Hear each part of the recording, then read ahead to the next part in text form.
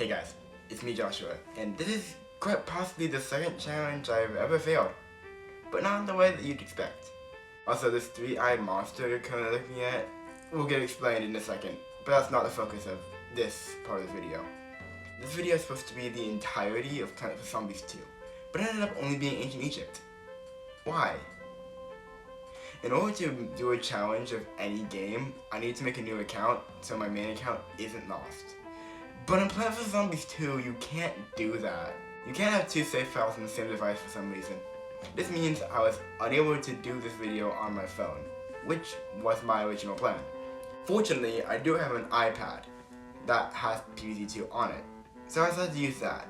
Now, this iPad is old, and I'm pretty sure it contains the first ever save file of PvZ2 my brother and I had.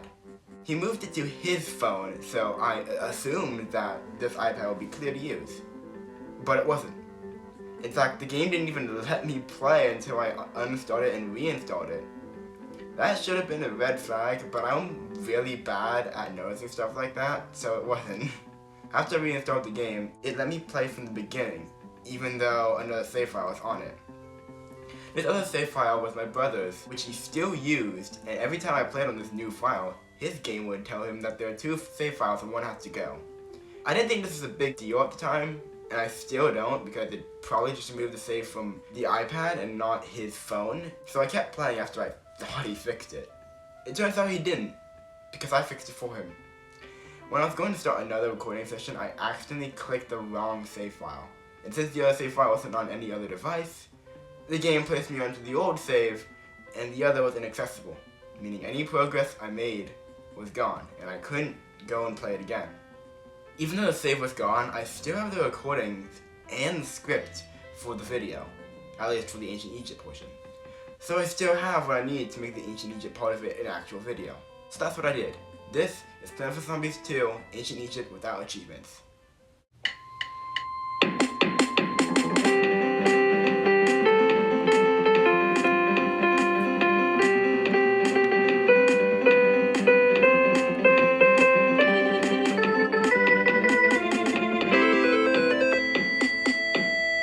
What's going on, guys? Joshua here, and before we start, you're probably wondering why there's a three-eyed cartoonish character staring at you through the screen. I'm trying something new with this because I want to get used to this whole animatic thing so I can start my Sammy Witch series. And a 2D drawing of my Minecraft character is probably less awkward than a disembodied voice. Honestly, I'm probably going to have to put him in because I'm expecting a long video and I'm kind of lazy and forgetful. Anyway, today I've decided to do something weird. A challenge video in Plants vs Zombies 2. Recently, as of writing the script, I've been noticing a lot of Plants vs Zombies challenge videos pop up on YouTube. I never thought I'd ever do a challenge in Plants vs Zombies because, although I love the series, I'm not the best when it comes to playing the games. Yeah, I've beaten the first and second game, but the first game isn't too hard and I spam power-ups through a lot of the levels in Plants vs Zombies 2. But then I thought of a challenge that doesn't sound too hard, but doesn't sound too easy. Can I beat Plants vs Zombies 2 without achievements? Seems simple enough, at least for my gaming net level. Now, I know some of you might be saying, of course you can't beat Plants vs Zombies 2 without achievements, Joshua. You get an achievement for beating a world and its ultimate battle level. That is true. But let me explain the rules. It'll make sense, I swear. Rule number 1, I cannot do anything that results in me earning an achievement. I probably will accidentally earn an achievement every now and then because some of the achievements are really easy to accidentally earn. If that happens, I'll just restart the level or play the level again, depending on what stage of video making I notice it. Basically, the achievements list is a list of no-nos instead of a list of rewards displayed through. And there's a bunch of weird ones too. For example, I can't put a walnut on a minecart. I can't use a coconut cannon on an imp cannon. I can't have 5 boosted tall nuts at once. Why is that an achievement? Rule number 2. Required achievements don't count. Achievements like Off the Green, Meteor, right? And Hammer Time are earned by completing their respective levels. These achievements are literally unskippable, so without this rule I wouldn't be able to get past the tutorial. It'd be a really short video. And rule number 3. I can use power-ups, but I will try and refrain from using them. Just like in my Pokemon challenges where items are banned, power-ups are a last resort. Just know I won't be using them to kill the zombies and make the level really easy.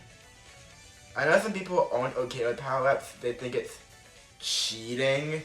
In a challenge I can kinda see that, but I'm the one who's doing the challenge.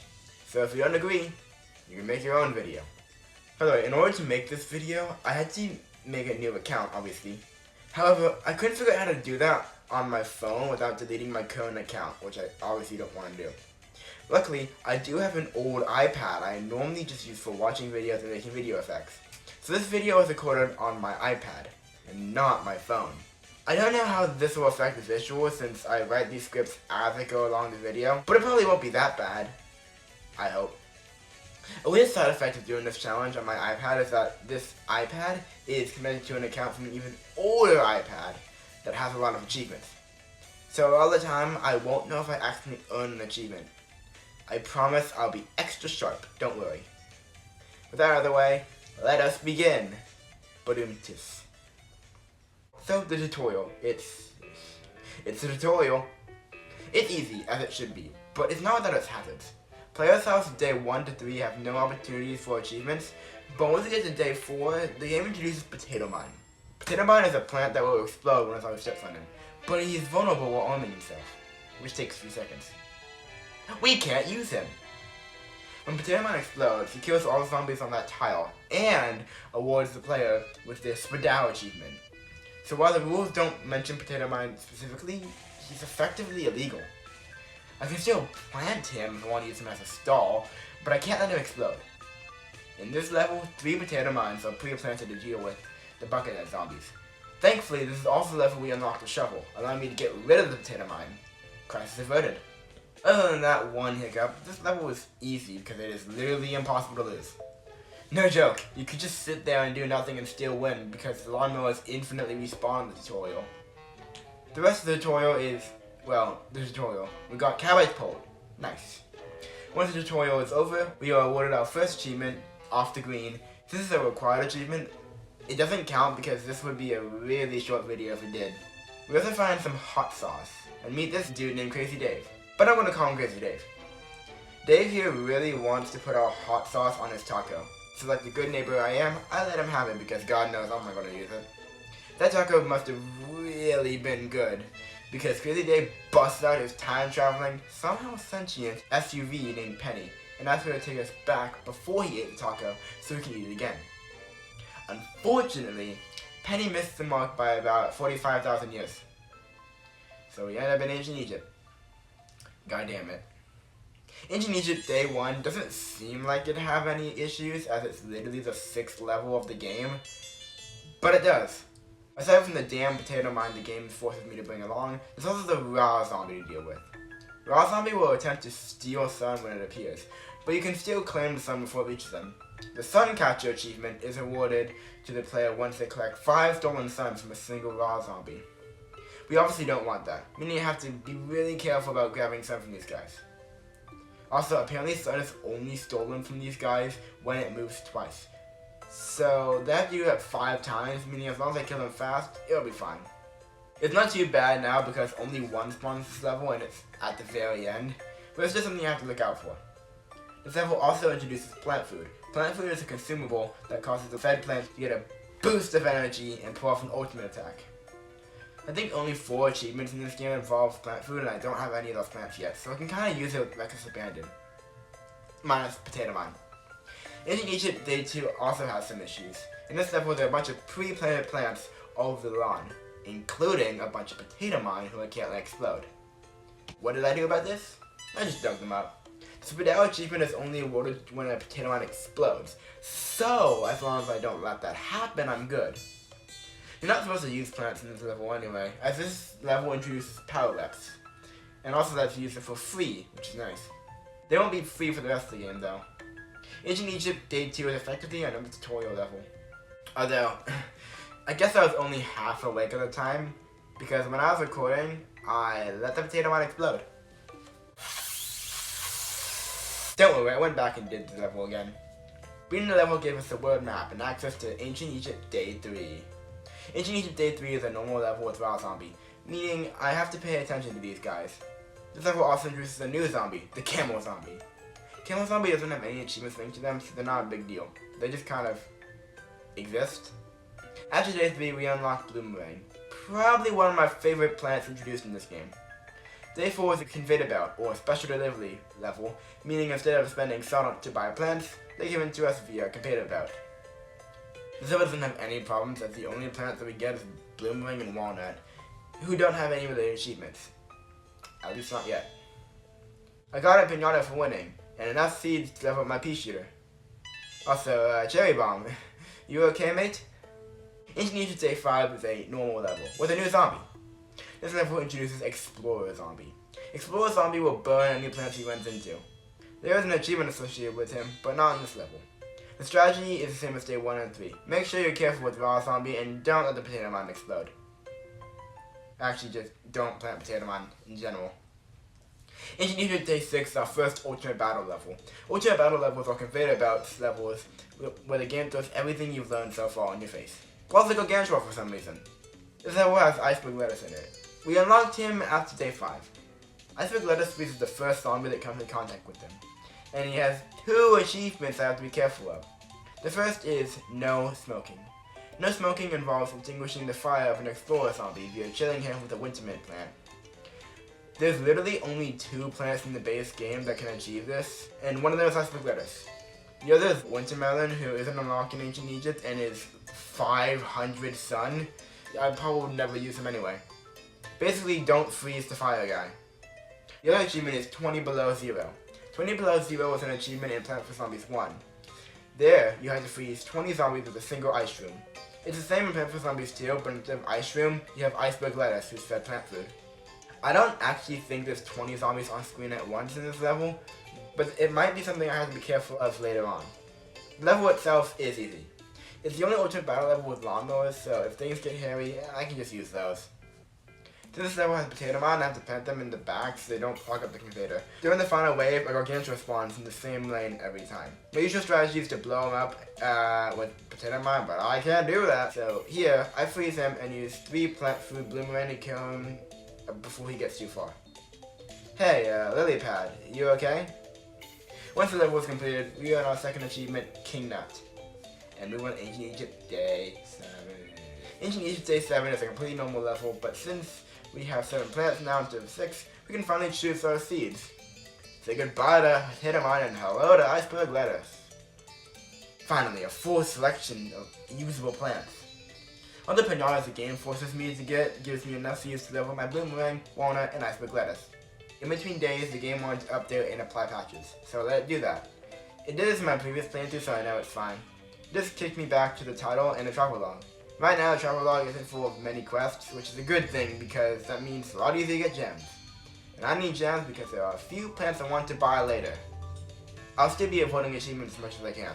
That means Pinata Party and Plant of the Week. I'll make sure I don't break the rules.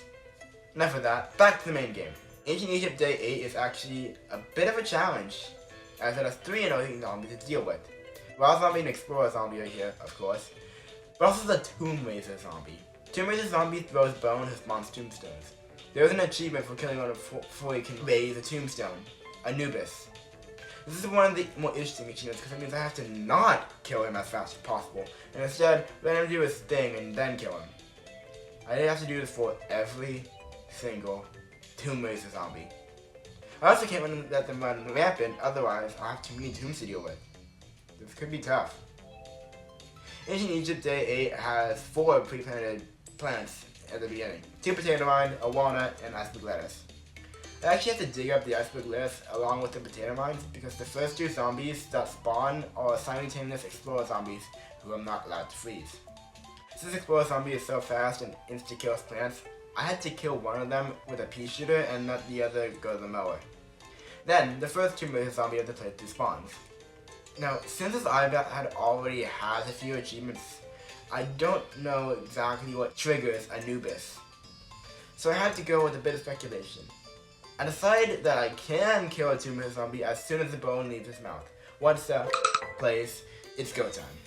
If my plants were a high level, it'd be really easy to accidentally kill these things, but my plants are all level 1 to 3, so it's much easier to not kill them. The strategy is simple. Wait for 2 minute zombies to throw their bone, and then plant food them to take them out. Day 9 is an easy level because there's no tomb mazes. There are more zombies, so you have to be careful with iceberg lettuce around them, but levels with no tomb mazes have a very easy strategy. Freeze the first zombie to build up sun early on, then brute force everything. After day 9 we unlock Gravebuster. Gravebuster looks different in this game than he does in the first for some reason, but he's 0 sun instead of 75, so it's all good in the challenge. Ancient Egypt Day 8 has tomb maze zombies. The strategy you did with tomb maze zombies works like a charm, because only 2 spawned. There were more raw zombies than tomb maze zombies actually. Day 11 is our first real locked and loaded level, but thankfully no tomb maze zombies spawn. Locked and loaded levels are levels where the game picks your plants for you, but the plants given in this level are all plants we use normally, minus potato mine, so it's really easy. Yeah, raw zombies do spawn. They're still a threat because of Suncatcher, but they aren't a real threat. They have low health, and as long as you can grab Sun instantly as it falls, you'll be fine. My prize for winning this level is a pinata. These potato mine seed packets are mocking me. Day 12 is basically the same as day 11, but it's a sarcophagus zombie. Sarcophagus zombie is basically like PVC1 newspaper. He takes a lot of hits before his armor breaks, then he starts moving very fast. Luckily, he has no achievements, so I don't need to worry about him. So minus the raw zombie, there's no problem. Day 13 is the first mold colony level. A tile with mold colonies is a tile you can't plant on at all for the entirety of the level. If anything gets onto the last 2 columns, I can't do anything about it. Other than the mold colonies, it is identical to day 11. So we can move on after unlocking Bonk Choy. Bonk Choy is a melee plant who punches zombies in front or behind him, killing them really quickly. I already had enough seed packets to get him to level 3, so he's much more useful. Day 14 is level with tomb maze zombies and raw zombies, so I need to be patient with my carriage bolts. Beating day 14 gives me access to the Zen Garden. It's not too useful now, but I bet it will be later. I know we're flying through these levels, but it's the first world, so it's probably going to go by real fast. Day 15 is our first Save Our Seeds level. Save Our Seeds levels have a plant, usually 2 or 3, on a warning tile. This means you have to make sure they don't get eaten. If they die, you have to restart the level. Thankfully there are no tomb mazes, so I can go all out and protect sunflowers. Day 16 has tomb mazes and explorers, meaning you have to be really careful with iceberg lettuce. Although I decided to try something with Bonk Choy. Since Bonk Choy is a melee plant, they won't attack until a zombie gets close. And tomb maze zombies first with a tombstone when they get to the first column. The strategy is to plant Bonk Choy just out of the range to attack a tomb mazer, so when they spawn, they raise a tomb and Bonk Choy kills them. Day 17's requirement is to have no more than 14 plants in the field. I for some reason only planted 3 sunflowers, but there were no tomb mazes, so it was fine. For winning, I got the ability to carry 1 more plant food than before. Neat. Day 18 is our first last stand level, meaning I have to plan my defense before the zombies come with limited sun. My Bonk Choy beat the snot out of everything that came. Day 19 combines mold colonies with limited plants. But the limit was 16, so it's super easy. Any level without tomb maze zombies isn't a level worth recapping. We do get Repeater though, so that's cool. Repeater costs double the amount of sun as Pea Shooter, but he shoots 2 peas instead of 1. Although, with all the pinatas the game gave me, mine's already level 3, meaning he's 175 sun. Neat. Day 20 is another Save Our Seeds level, but there's no tomb mazes, so it's all good. Yes, I do have to worry about Raw Zombie and Explorer Zombie, but they're not a real threat since the strategy is just kill them as fast as possible. Tomb Mazer is the only real challenge. Speaking of, Day 21 sees these jerks return, and while this isn't a locked and loaded level, half our plants are picked for us, so it might as well be. Twin Sunflower gives 100 sun instead of 50, but they're 125 sun. Kernel Pole is like Cabbage Pole, but its kernels do less damage, in exchange for sometimes eating butter that will stun the zombies for a few seconds. I have no idea why butter stuns zombies, it just does. Then there's Melon Pole. He does heavy splash damage at the cost of a whopping 325 sun. Bringing Repeater in level with tomb mazes is a bit risky, but regardless, the level was going smoothly. Well, it was until this happened.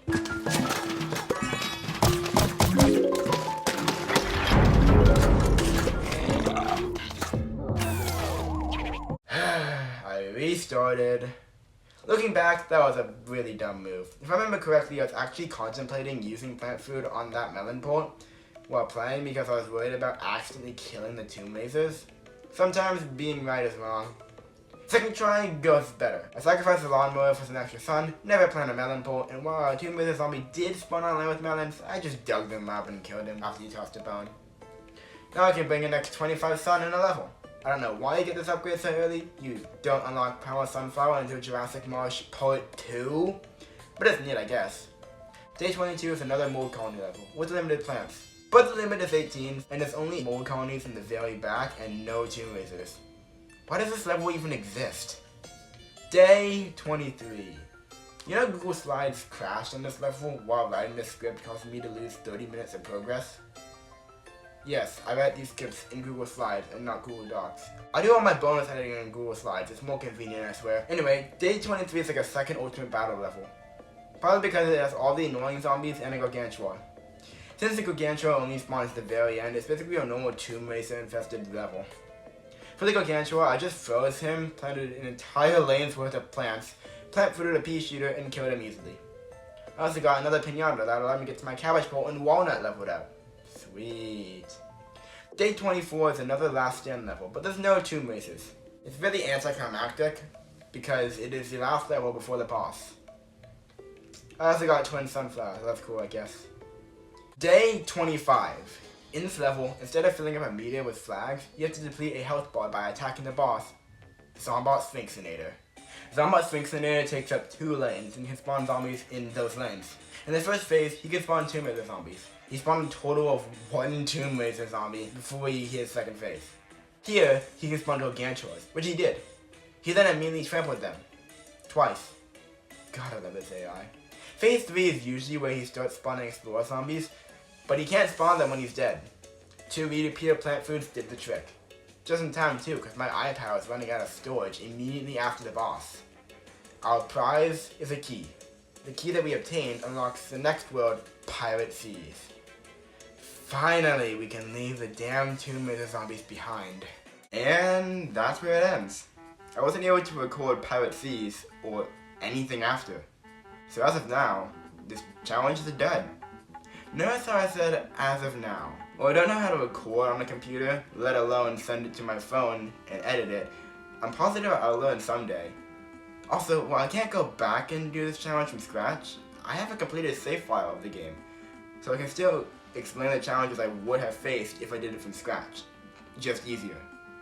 I'll probably do that eventually. I'm positive the challenge is possible. So if you, one of the 10 or so people who actually watch this video, want to try the challenge yourself, go ahead. I'm hoping someday I can come back to this challenge and do it myself. Maybe that day is closer than I think. But for right now, that's it for me on this challenge. So go watch my PVC 1 without achievements if you haven't. Or don't. I'm not your dad. See ya.